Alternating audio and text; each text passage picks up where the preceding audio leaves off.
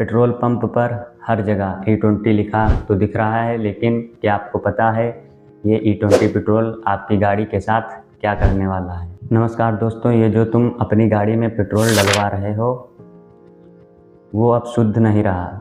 इसमें 20% एथेनॉल मिलाया जा रहा है।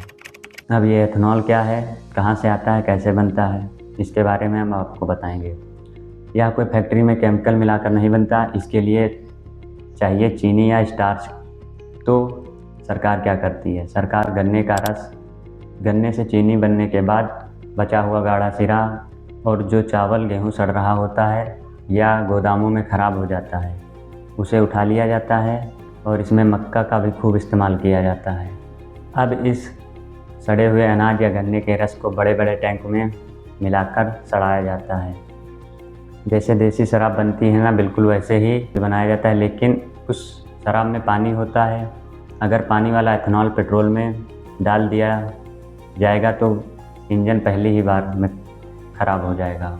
इसीलिए इसे इतनी बार उबाला और फिल्टर किया जाता है कि इसका 99.6% पानी गायब कर दिया जाता है। इसे कहते हैं हाइड्स एथेनॉल, यानी बिल्कुल सूखा एल्कोहल। तुम सोच रहे होगे कि रिलायंस या नेशनल रिफाइनरी में तेल के साथ इसे मिक्स किया जाता होगा। बिल्कुल नहीं, पेट्रोल बाहर से शुद्ध आता है। जब यह पेट्रोल हमारे देश के लोकल डिब्बों जैसे IOCL, BPCL के बड़े बड़े गोदाम में पहुंचता है तो वहां पाइपलाइन के अंदर कंप्यूटर से नापकर 80 लीटर पेट्रोल में 20 लीटर एथेनॉल मिला दिया जाता है। इसे इन लाइन ब्लेंडिंग कहते हैं। एथेनॉल में ऑक्सीजन होता है जिससे पेट्रोल इंजन के अंदर पूरी तरह जलता है, तो इससे साइलेंसर से निकलने वाला जहरीला धुआं कार्बन मोनोऑक्साइड आधा हो जाता है। सरकार छाती ठोक ठोक कर कह सकती है कि देखो हम प्रदूषण कम कर रहे हैं। ये कहानी सुनने में बड़ी अच्छी लगी होगी, लेकिन रुको, इस पूरे खेल में असली बकरा बना है आम आदमी और उसकी गाड़ी। सरकार ने अपना फ़ायदा तो देख लिया, लेकिन पब्लिक की क्या आफत आई है अब वो हम आपको बताते हैं। अगर तुम्हारी बाइक या कार 2023 से पहले की है तो ये एक गंदी आदत है। यह एक बहुत कड़क सॉल्वेंट यानी प्लास्टिक और रबड़ को गला देता है। पुरानी गाड़ियों के जो फ्यूल पाइप होते हैं रबड़ के गास्केट होते हैं। एथेनॉल उन्हें धीरे धीरे अंदर से जला रहा है, नतीजा फ्यूल लीक। इतना ही नहीं, यह एल्यूमीनियम और लोहे में बहुत तेज़ी से जंग लगाता है। तुम्हारी गाड़ी का कीमती इंजेक्टर या कार्बोरेटर अंदर ही अंदर खराब होने लगा होगा और गाड़ी चलते चलते झटके मारने लगती है। यह विशुद्ध विज्ञान है। एथेनॉल में पेट्रोल के मुकाबले 33% कम ताकत होती है। मतलब अगर 1 लीटर पेट्रोल जलकर 15 किलोमीटर की ताकत देता है तो 1 लीटर एथेनॉल सिर्फ 10 किलोमीटर की ताकत देगा।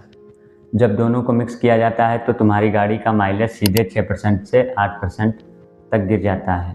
जो गाड़ी पहले 50 का माइलेज देती थी वो अब 45 या 46 पर रह जाएगी।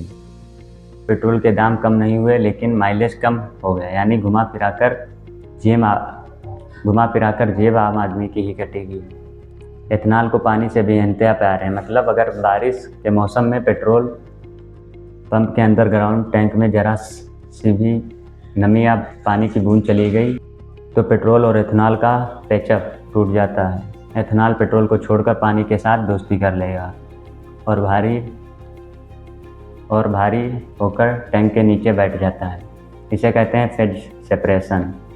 अगर पंप वाले ने ध्यान नहीं दिया और नीचे बैठा हुआ वो पानी एथेनॉल मिक्सर तुम्हारी गाड़ी में चला गया तो engine on the spot seize हो जाएगा। सबसे बड़ी बात है, जब फैक्ट्रियों को एथेनॉल बनाने के लिए ऊंचे दामों पर चावल और मक्का मिलने लगेगा तो वो किसानों से सारा अनाज खुद खरीद लेंगे।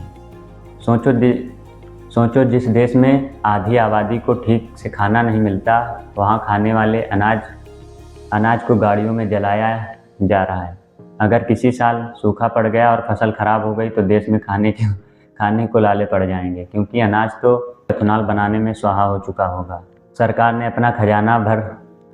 अपना तो खजाना भर लिया, कंपनियों ने एक नए इंजन E20 कॉम्प्लिएंट्स बेचकर मुनाफा कमा लिया, लेकिन मिडिल क्लास आदमी आज भी पेट्रोल पंप पर खड़े होकर सोच रहा है कि दाम तो 100 रुपये से ऊपर ही है, फिर मेरी गाड़ी का माइलेज क्यों कम हो रहा है और बार बार मैकेनिक के चक्कर क्यों लगाने पड़ रहे हैं।